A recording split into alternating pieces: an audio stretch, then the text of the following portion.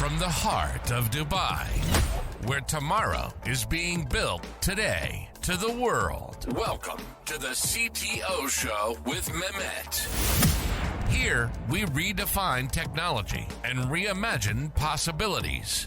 With Mehmet, delve into the riveting realms of AI, cybersecurity, and digital technology. Experience the thrilling highs and lows of startups. Immerse yourself in the spirit of entrepreneurship and witness the future of business innovation being written in real time. Now, without further ado, let's tune in and explore the future. Hello and welcome back to a new episode of the CTO Show with Mehmet. Today, I'm very pleased to have with me bestseller author and the long-time consultant, Mark Graban, who is joining me from the US today. Mark, thank you very much for your time and being here on the show today. You are one of the top voices on LinkedIn. A lot of people knows you, but just in case, if someone sees you or is listening to you first time, can you just introduce yourself to the audience? Yeah, well, sure thing, Mehmet. And thank you for the invitation to be here. Thank you for the kind introduction.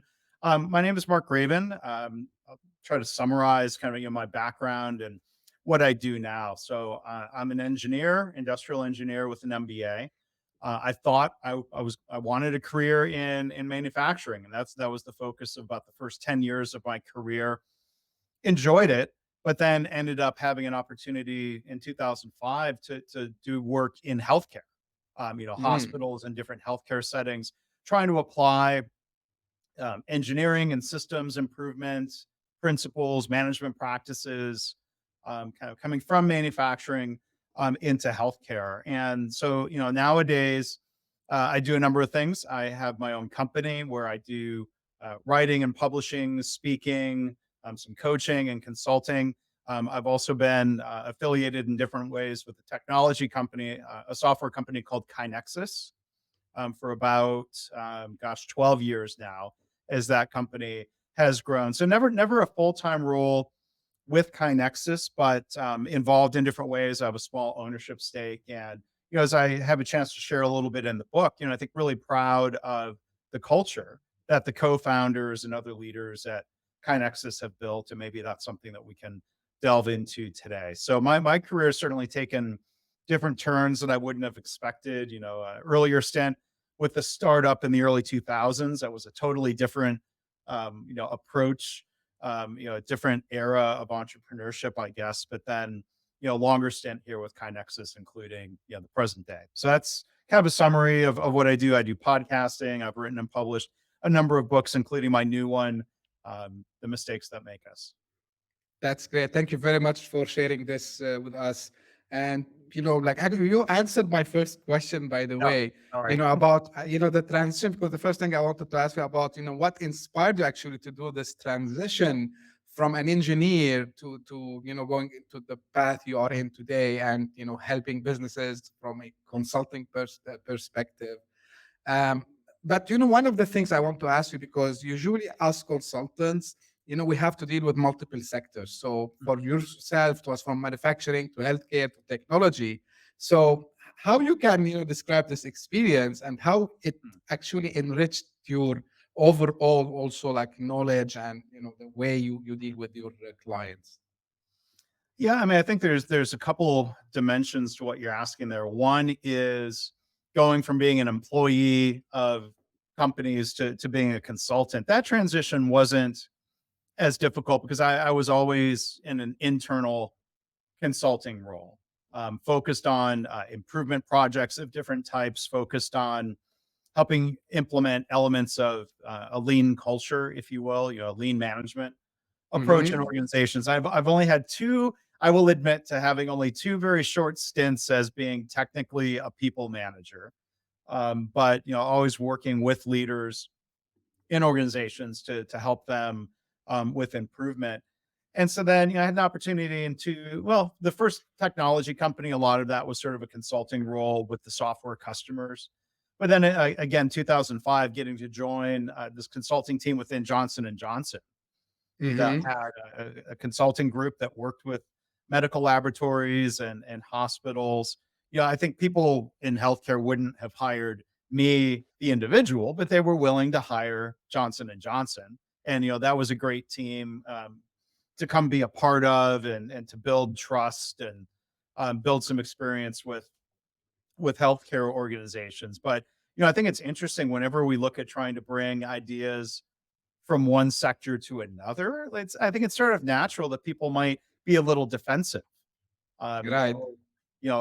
Eric Ries and others bringing ideas from Toyota into technology companies under the label of lean startup. Like, sometimes people are defensive and say, well, technology companies are different. I'm like, well, that's true, but we can still maybe come to agreement that ideas are transferable. People in healthcare are Right. absolutely correct when they say, well, a hospital is not a factory. I'm like, well, that's a true statement. Patients are not cars. And, I think we have to be careful. If we're pushing tools in too literal of a, um, you know, transfer from one industry to another, we could get in trouble because we might end up misapplying the tool if we're using it in a different context. But I think when we're transferring principles and mindsets and behaviors, I think that's much more transferable. So, lean in healthcare does not mean treating the patient like a car. It means treating the patient better than they might be treated today. And it means taking care of the people doing the work in that Right. healthcare setting. So I think, I mean, look, I've made mistakes, I'm sure, going from one setting to another, but I try to be mindful of not forcing change on people, but to try to help bring them along to Yeah. understand that, okay, these ideas are transferable, or let's try it and see. Yeah, yeah. You talked about lean a lot, and I'm fan of the whole because there are like other concepts before lean, and I always share some codes from the lean startup from Eric book, and it has its own roots in manufacturing mainly. We know this, but it started to apply also on startups. Now, from your experience, and you talked about like applying it to healthcare, do you think it is also relevant to apply it on any kind of startups and also maybe even on small, medium businesses? Yes, I would say so, and I can point to experience with Kinexus over the last 12 years as a startup that's now evolved into. I mean, it's still a high growth, small. It's still a small company. It's not a unicorn, but that's okay. Not every startup has to be a unicorn. But within Kinexus, there are a number of applications of key principles that we would say are inspired by Toyota or lean. A couple of them being, this idea of customer focus. That's Hmm. something that exists or should exist in every setting, of making sure you really deeply understand your customers' needs, that you realize that customers define value. They vote with their purchase decisions. I think internally there are practices related to, let's say, agile software development, of doing smaller batches, more iterative development and releases of technology, and new versions of a web-based software. But I think internally in the culture, as I highlight in the book, from the beginning, Kinexus was very focused on trying to foster and cultivate a culture of continuous improvement, which is an idea that comes from Toyota and other organizations. Our customers, our Kinexus customers, are trying to build a culture of continuous improvement. That's what our software helps support. So a Hmm. culture of continuous improvement embraces a number of mindsets, including, the idea of not being too proud of what you have or the way you do things, that everything can be improved, and that there's no shame in that. People are encouraged and celebrated for pointing out opportunities for improvement internally. We have a new sales executive who's going through his onboarding, and I heard him talking the other day about part of his onboarding specifically asks him and other new employees to point out opportunities for improvement in the onboarding process. Like, we're trying to instill that from the beginning, that everything can be improved, everybody has a voice, and then as we you really highlight in the book, I think part of that culture of continuous improvement, another element that comes from Toyota is a culture of psychological safety, a culture of Mm, learning from mistakes, of not just encouraging but rewarding people for speaking up in different ways. That's to me what helps drive employee satisfaction. It helps you retain talent. It helps you be more innovative and more right. successful as a company. So, we're not trying to copy all of the detailed technical tools from Toyota. Mhm. It's really more about the culture. Yeah, and like spot on, because speaking of culture, now, in your opinion, how, leaders, because some leaders sometimes they struggle to create this environment where, they feel safe, I can share my ideas. Maybe the boss will be angry, will be mad, maybe they will mock my idea. So how do you think leaders can create, this safe environment as you describe it, to foster such culture? Yeah. Well, I think there's two main pieces, and I'll give credit Timothy Clark, who is a researcher, author of a great book called "The Four Stages of Psychological Safety." I've learned a lot from Tim formally and informally, and cite and credit him in the book. And I think Tim Clark is really insightful in saying there's really two main things that leaders need to do to help others feel safe in the workplace. So one is modeling the behaviors that you want to see. So, for example, when a leader like Greg Jacobson, who's one of the co-founders and CEO of KaiNexus, or other leaders at KaiNexus, admit mistakes openly. They admit when they're wrong. And they don't do that to shame themselves. They do it in the spirit of transparency and learning and growth. Right. So if somebody admits a mistake, part of that discussion is, well, here's why I made the decision I did. Here's why I think it didn't pan out. Maybe I made a bad assumption. Here's the learning, and here's the adjustment, and here's what we do different moving forward. So, like, leaders leading by example, I think, is Mhm. a very important first piece. And then the second piece is what you were touching on, Mehmet, is then rewarding others for following your lead, right? So if the CEO admits mistakes because they probably feel safer to do so, and let's say unless the board or the investors get upset with them, right? The CEO has more built-in safety probably because of their position. They can Yeah. then encourage and set the tone for employees who might be a little bit afraid to speak up, not because they're afraid of Greg or other leaders at KaiNexus, but they maybe have experiences at other companies where they Right. did get in trouble for challenging the status quo or for saying things could be better. And so modeling those behaviors, encouraging others to lead the way, but then making sure as a leader that you react and respond in ways that are rewarding as opposed to punishing. That starts building, I think, kind of a positive cycle of strengthening psychological safety over time. Yeah, I think we have seen also some companies that they deployed this successfully in their culture, right? Like where even they give their teams time to work on projects that they know previously that these projects might be a failure. And sometimes I remember, like, I had one guest who talked about the Amazon day one approach, for example, also, like where like, because if they reach day two, that means like they are doing some mistakes over there. It's really like, the culture, I believe, is something very important to Mhm. keep people motivated, to actually it drives innovation. And this is why, talking about the books, we mentioned the books, and I know you have a new launch. It was last month, right? The mistakes Yes. that makes us. Can you little bit, and it's very interesting. The title is very, I would say, it hooked me. So Mm, can you give our audience a sneak peek into its central premise and why it's crucial for leaders and managers? mm.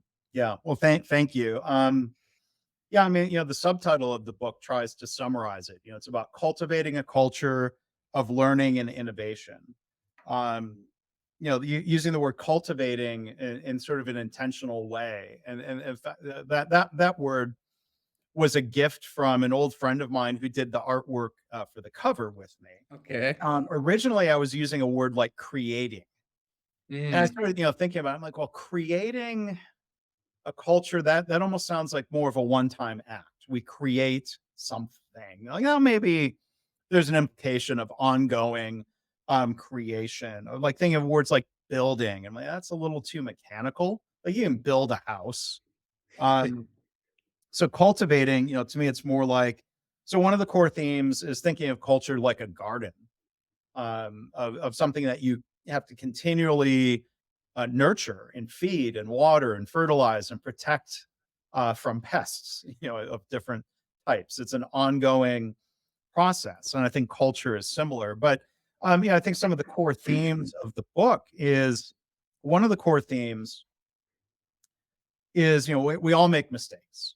Or as many of the guests on my podcast, my favorite mistake, entrepreneurs and CEOs have pointed out, like, especially when you're trying to innovate, if you're not making any mistakes, you're not pushing the envelope far enough. Mm. You're not real, and if you're being too safe, right? So then we think of, well, what happens in an organizational culture that might drive people and then therefore the company to really play it safe is if quote unquote failures or mistakes are punished. And so one of the core Mhm. themes of the book is this idea of shifting from punishing mistakes to embracing, if not cherishing or celebrating the mistakes, or more importantly, maybe celebrating the learning. Right. Mm. So, there's one idea I like to poke at, a phrase you hear a lot, I think, in entrepreneurship circles, maybe coming out of Silicon Valley: fail early, fail often. Like, I don't that to me, that's not really the right way of saying it. I think if we make mistakes early and learn, we're more likely to succeed, right? We don't want to be repeating or excusing the same mistakes over and over again. If anything, one other, I think, core theme of the book is it's better, and this, and I'll cite, lean startup and other entrepreneurship methodologies, this idea of doing small tests in the Yeah. marketplace. This idea comes from Toyota, even if it's continuous improvement in a manufacturing setting, of doing a small test of change and being an experimentalist, right? So instead of saying, I have an idea that I know is great, let's roll it out everywhere, you might say, well, wait a minute, I might be wrong. Right. Let's test the idea. Let's reduce the risk. Let's test the idea on a small scale. Let's adjust from early mistakes, or you know opportunities to make the idea even better before we start scaling. And I think Right. that's one of the other themes that hopefully comes through in the book. Takeaways, I like to make these takeaways. I like when you mentioned that it's something continuous. It's not like one time act, because some people, they think, I take from a little bit technology consultancy approach. We see this, oh, we're gonna do digital transformation, we're gonna create a digital Mhm. transformation strategy. No, it's not creation. It's like it's a journey that it's like you need to keep doing it, you need to keep fixing it, you need to take the customer feedback. So this is Mhm. brilliant, I would say. And the other one, when you mentioned about, failing, I think the famous one is fail fast. They Sure. say, yeah. And I advise everyone, to read these books, and including your book also, Mark, because Mhm.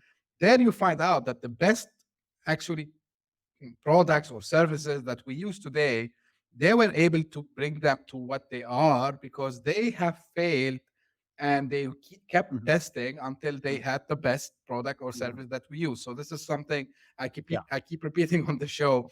Yeah. Now, while preparing, I saw something, which also caught my eyes actually, and a little bit regarding management, or let's say leadership. Mhm. So why it's a mistake for executives to try to explain the up and downs in business metrics. I mean, Mhm. this KPIs things, and like, what's your take on this? I love this one, so this is why I asked you. Sure. Sure. So my previous book is on this topic. So it's called Measures of Success. The subtitle of that book also tries to sort of summarize the idea. The subtitle is React Less, Lead Better, Improve More. And to back to your question, I think it is a mistake when leaders are reacting, if not overreacting, to every up and down in some sort of business measure, whether that's a company like Toyota or a startup, like KaiNexus. There are some measures that basically just fluctuate around an average. The ratio of lifetime customer value to customer acquisition cost. We chart that over time at KaiNexus. And we I think the leaders there have learned the lesson that I've learned and tried to pass along through the book and in other ways of, okay, well, that number drops a little bit compared to last month. That could be noise, if you will. Mm. Where we're trying to separate signal from noise. And if we're reacting to all the noise and all of our metrics, that just ends up consuming a lot of time. When there might be certain key metrics that have changed in a statistically meaningful way, and that's the metric to react to. But if we're reacting to everything that got a little bit worse than the last month, that just chews up a lot of time. It distracts us from what might be the core business issues. So there's a method that I pass along through that book called process behavior charts. It's a Mhm. form of what others might know as statistical process control or control charts that we can apply to business measures. And basically, you create a run chart or a line chart of your metric. You calculate an average to see, well, okay, is it fluctuating around an average, or it might be fluctuating around linear growth. But let's say it's a metric that is fluctuating around a stable horizontal average. Then you calculate two key lines that you then draw on the chart, a lower limit and an upper limit, that tell us, okay, if that metric continues fluctuating the way it has been, it's going to stay within those lines, within those Mhm. guardrails. So now if the metric suddenly goes above or below those limits, that's a time to react. If we have 8 consecutive data points that are all above the baseline average or below the baseline average, that's another sign of a signal, right? So if we look at that chart with KaiNexus over time, again, that ratio of customer lifetime value to customer acquisition costs, there have been times where there's been step function increases. Yeah. That's worth explaining. Those are, significant changes to the business. Trying to explain those shifts in performance or those signals is a far better use of time than trying to explain every small up and down. Don't try to explain the signal. Do try to understand and don't. I said that wrong. My mistake. Don't try. Don't try to explain all of the noise. Do try to understand and explain the signals. And also, I understood from you, Mark, like give it some time also, right? Like I'm I'm talking here maybe from, let's say, sales number, revenue number perspective. So maybe there was a major event that happened. So this is why, the MRR was down this month. So let's wait like maybe to see next month if things get better. But if you have like maybe 3, 4, 5 months consecutively where numbers are wrong, so Mm. you need to look at these numbers. So this is why I understand from you, if I'm not Yeah. mistaken, right? Well, some Yeah. of it is it taking a little bit, looking at a little bit longer time horizon. But there's another mistake a lot of businesses make of just literally comparing 2 data points. They'll say, "Here's the number this month. Here's what it was last month," or we'll compare it Mm. to the same month a year ago. Like those comparisons can be really misleading, or at least just incomplete. I'd rather see 12, 24 months, more data points, so we can really look to see, are there statistically meaningful differences or trends. And I think this makes sense, especially with startups, because we know, this famous graph where in startup you have like, first you go a little bit up, then you go down. And I think I'm getting this from the book, where the lean startup, where, they show the graph where it's go up and then sometimes you have to go down and then you go up again and then you go down until you have this exponential, what they call it. It's not exponential, it's like steady growth, we Sure. call it, right? So Mhm. 100% on this. Now, shifting gear a little bit, Mark, like you've built an impressive personal brand through blogging and podcasting. Can you share this journey and any Mm. advice for anyone who's looking to do the same, including myself? Yeah. Welcome, to the podcast world. That's a really interesting question. I'll try to reflect a little bit, hopefully in a way that's helpful for others. I started my blog, which is at leanblog.org. I started that early 2005, and that has evolved and changed over time, both the platform and sort of maybe my use of it. Um, but yeah, that really helped establish uh, some greater visibility. That was a pre-social media era. Now that I think Right. back and reflect upon it, um, so that blog though did lead pretty directly to an opportunity to write my first book, which was called Lean Hospitals, and I did that in 2008. I had kind of the unusual opportunity where a publisher reached out to me because I had been referred to them. They were looking for somebody to write a Mm. book, Introduction to Lean Healthcare, and somebody who had been a reader of my blog, who I knew a little bit, was having a conversation with the publisher and made a recommendation um, for me to do that. So, I my book wasn't. A lot of times people write great blog posts, and it's a series of essays, and they can collect those and turn them into a book. That's one reasonable approach. That's not the exact path that I took. I wrote Lean Hospitals really, from scratch. But writing a blog, I think it's practice writing. Practice articulating ideas. And with a blog, especially back then, people would comment much more often. Like now, the discussion tends to happen on LinkedIn Right. about whatever I've posted, but you get feedback, and I think that's helpful. So, thinking of a book as an entrepreneur, you need those cycles of iteration and getting feedback about what's clear, what's compelling, what's helpful, and incorporating that into what's then the finished product. So there was blogging and that progression through writing. And then I started my first podcast that was focused on lean manufacturing, lean healthcare, lean management. Hmm. It was 17 years ago this month. So I started Wow. July 2006. And I like to say, it sounds like I'm joking, but it's totally true. Like I've been podcasting long enough that it was trendy and then it was dying and dead and then it made a comeback. But again, like this was pre smartphone era when it was a lot more difficult for people to listen to podcasts. I mean, Right. yeah, I don't know if you did the whole, you download MP3 files and you drag them over to your dedicated MP3 player. Um, I think with the smartphone era, that really helped podcasts take off and become a lot more common. So I've done the style of podcast where I'm interviewing others. I Hmm.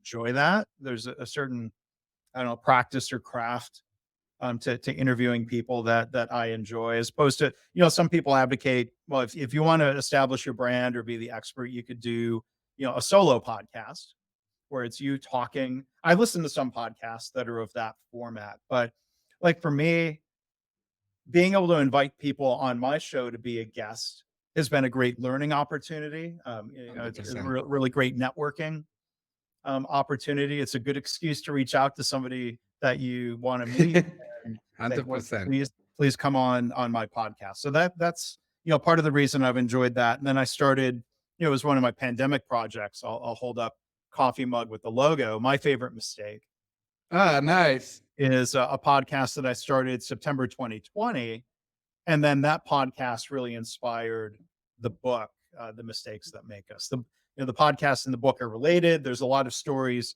from my podcast guests in the book, as it turned out. So yeah, podcasting has been a lot of fun. 480 episodes of the Lean podcast over 17 years, and 220 episodes of My Favorite Mistakes. So that's 700 Wow. episodes, plus some other podcasting projects that I've done here and there. Nice. And the reason I wanted you to mention this because I want to encourage entrepreneurs, startup founders to do one of two things. Either they start a podcast themselves Mhm. or to come on podcasts, Yeah. right? So for me, by the way, it's funny enough that when I decided to start a podcast, I thought like I gotta do solo. So Yeah. I was not sure can I do interviews, and then all of a sudden people start to reach out. Mhm. Hey, why we don't talk? And I said Yeah. okay, let me try. And then, Right. when after the second or third, I said, you know what, I'm enjoying this more.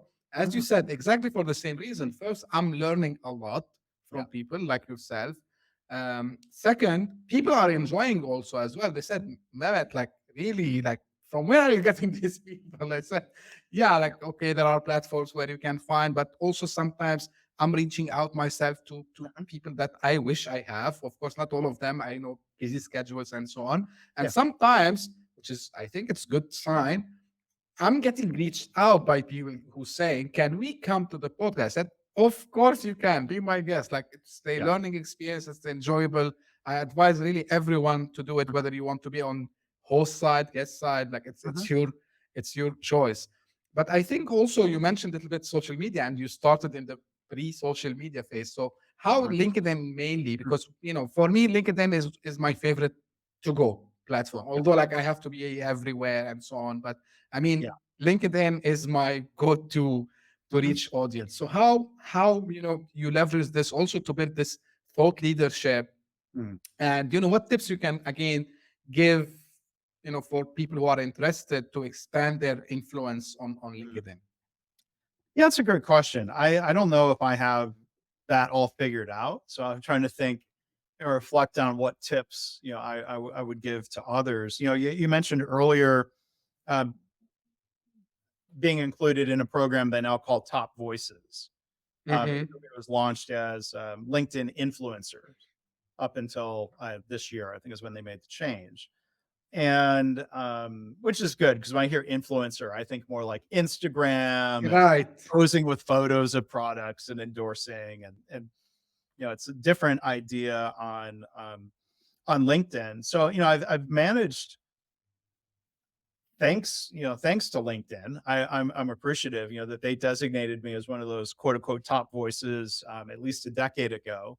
And because of that, they recommend to people pretty proactively, oh, you should follow this guy, Mark. And so that's really helped build a lot of followers. And I try, I do my best to share things that might be interesting.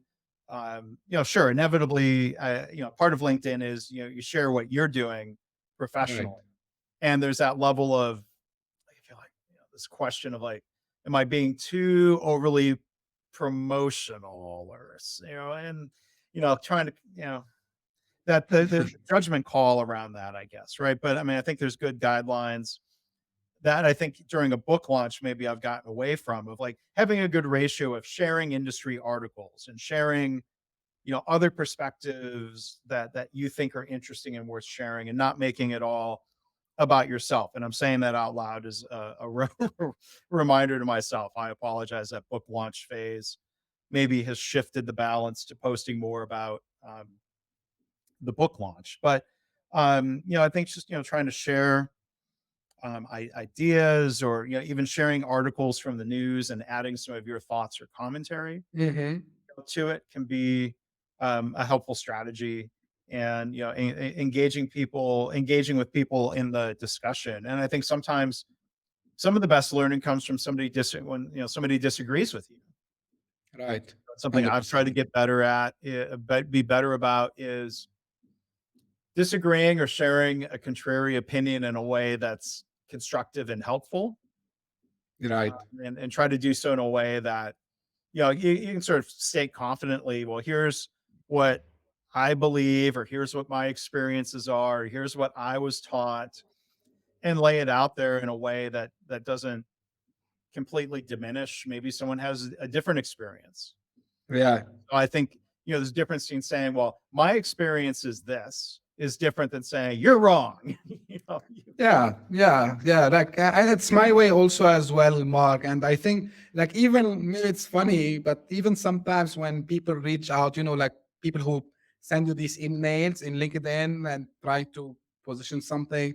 So I feel a duty that I need, even if I don't like that, but I Mhm, feel a duty that I need to tell them in a polite way. mhm, And sometimes what I do, I do it in a funny way. So yet just yesterday, someone, was positioning for me a service that I offer. And they said, oh, so now you decided to offer the service to people who work in the same field. And I put a smiley face. And the other person said, oh, thank you very much. I didn't notice this. And I'm really sorry because I needed Yeah. to do more research. Yeah. So, and again, even in public, when there are comments, I like to be constructive, as much as possible. And yeah, 100%. This helps. And again, this is, I'm saying this not for me or about Mark only.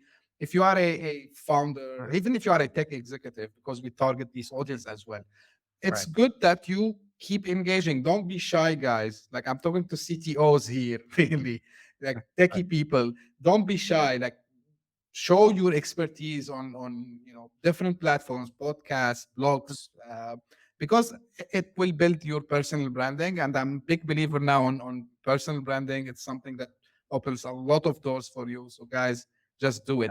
Yeah. As we almost done, Mark. So lastly, like I'm curious to know about any upcoming projects or initiatives you're currently working on, and what the audience will be hearing from Mark in the future. Yeah. Well, the still focused very much on the continued book launch. That's a journey. That's not a 1 day or 1 week event. I just recorded. If I went back yesterday to the recording studio to clean up a few mistakes I had made in reading the audiobook version of, Oh, of the mistakes that make us. That's a funny process of being in a recording booth and you have a sound engineer who's listening. Like sometimes as I was reading, I would like clearly like, okay, I made a mistake. Sorry. Let's go back. And the engineer would hear it too. There were times when I didn't notice, and the engineer would say, okay, wait, stop. You, you said the wrong word. Because I think if you're reading, you're looking ahead, you're trying to read smoothly and not just be word, right. word, word, word, word, word, word. I think sometimes just inevitably you're looking 4 words ahead to think of how you're going to phrase something, and Yes. your brain and your mouth say the wrong word. So he would stop me. Okay, we'll go back and try it again. But then there were the mistakes that neither of us caught in real time. So then Yeah. Jeff, the audio engineer, the guy I hired to produce the audiobook, was going through and editing and listening and, if you will, proofreading, and he caught about one small mistake per chapter. So Yeah. let's come back in and re-record little things. I'm sure there's something that Yeah, that's but that's it amazing. happens. It happens even with professionals involved. But the audiobook will be available maybe within a month. Uh, Nice. so that'll be available for people who prefer that format. That'll be my first audio. Well, yeah, first audiobook. That's the main thing. And then, I'm working with different organizations, with the new book coming out, kind of, increasing number of speaking opportunities. So that's one service that I provide for organizations. Come in and talk with a leadership team or an employee group, to share some of these ideas about trying to be positive about learning from mistakes and trying to create that culture. That's something I've really enjoyed doing, working with not just healthcare organizations, but opportunities to come in and um, you know spend time with and try to share ideas with companies in other industries. That's kind of the other main thing that I'm doing right now.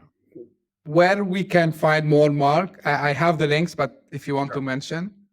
Well, thanks. Yeah. The book's website is mistakesbook.com, or people can go to markgraban.com, I'll put that. Graban.com, or people can find me on LinkedIn. My name is thankfully unique enough. I think there's one other Mark Graban in the United Yes. States. So if you search, you'll probably find me. Yeah, that's great. Now I have a final question, which is a little bit kind of different. Is there Okay. anything you wished I asked you, and how you would answer that? So anything. That is, and it's funny. Like I like to think I'm good at asking questions, which is part of I think being a coach or being a podcast host. Something I wish you had asked. That's a tough. It's a tough question to It's not answer. that tricky. I know, but trying to think of what direction do we take that in? Um, Maybe a question. Well, no, I was about to ask, like, well, why pay attention to Toyota? I think we've touched on that. Um, we take that question in sort of more of a personal direction. I don't know, like, do you have a favorite sport? I don't know. I'm struggling with something else to bring up. So, I grew up, in the United States. Baseball was really important to me. I know Yeah, internationally that's not, as well known. I'm trying to learn football or soccer, as we would call it here.